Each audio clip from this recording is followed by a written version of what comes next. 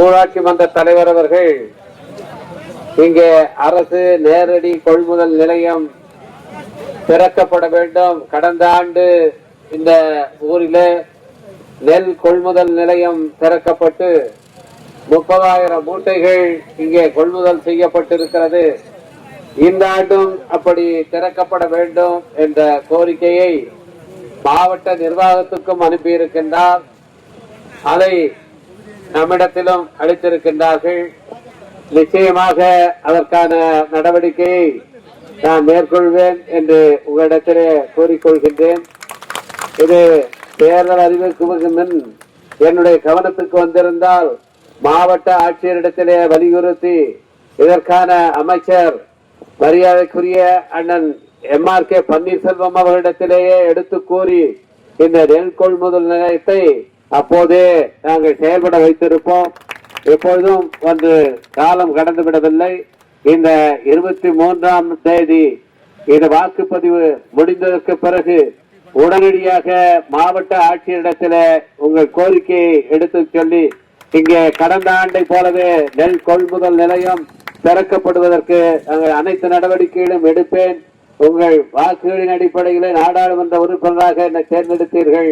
உங்களுக்காக இந்த பணியை செய்வதற்கு நான் காத்திருக்கின்றேன். நிச்சயமாக இதை செய்வேன் என்பதை உங்களிடத்திலே உறுதியாக சொல்லுகின்றேன்.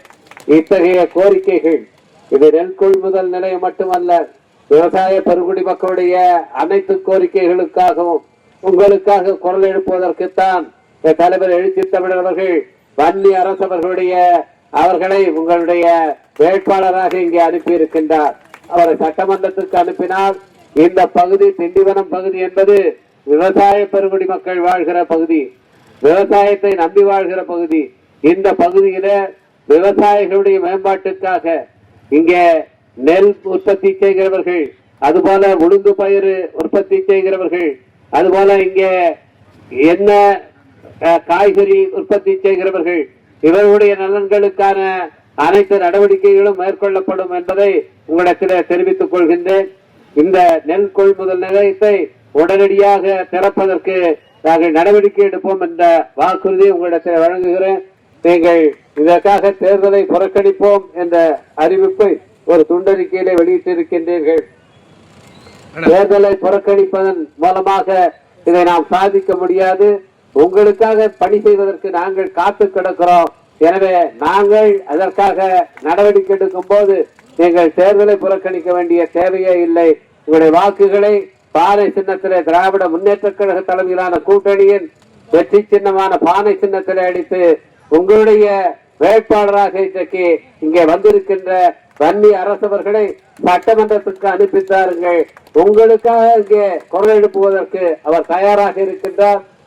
முதலமைச்சர் அவர்கள் தான் மீண்டும் ஆட்சி அமைக்கப் போகின்றார். உங்களுக்கெல்லாம் வாக்குறுதி அளித்திருக்கின்றார். குறிப்பாக மகளிருக்கு 1000 ரூபாய் என்பது 2000 ரூபாய் ஆக போகிறது. உடனடியாக ஆட்சி அமைந்ததுமே 8000 ரூபாய் உங்களுக்கெல்லாம் கூப்பன் வழங்க போகிறார்கள். உங்களுக்கு தேவையான பொருட்களை நீங்கள் இதை வாங்கிக் கொள்ளலாம். இன்னும் நம்முடைய பிள்ளைகள் காலை சிற்றுண்டி திட்டம் 8ஆம் வகுப்பு வரை விசாரிக்கப்பட இருக்கிறது. இப்படி அடுக்கடுக்காக பல நலத்திட்டங்களை நம்முடைய மாண்பு முதலமைச்சர் அவர்கள் அறிவித்திருக்கின்றார்கள். அதிலே விவசாய பெருங்குடி மக்களுக்காகவும் பல்வேறு திட்டங்கள் அறிவிக்கப்பட்டிருக்கின்றன. அந்த திட்டங்கள் எல்லாம் செயல்படுத்துவதற்கு உங்களுக்காக வாதாடுவதற்கு உங்களுக்கு இந்த பகுதியில ஒலக்கூர் பகுதியில இருக்கின்ற விவசாயிகளுக்கு அந்த திட்டங்கள் எல்லாம் வந்து சேர்வதற்கு உங்களுக்காக குரல் கொடுப்பதற்காகத்தான் வன்னி அரசவர்கள் உங்களிடத்திலே வாக்கு கேட்டு வந்திருக்கின்றார். உங்களுக்காக உழைப்பதற்கு ஒரு வாய்ப்பு தாருங்கள். உங்களுடைய வாக்குகளை பானை சின்னத்திலே அடியுங்கள் என்று உங்கள் பாதம் தொட்டு கேட்டுக்கொள்கின்றோம். நன்றி, வணக்கம்.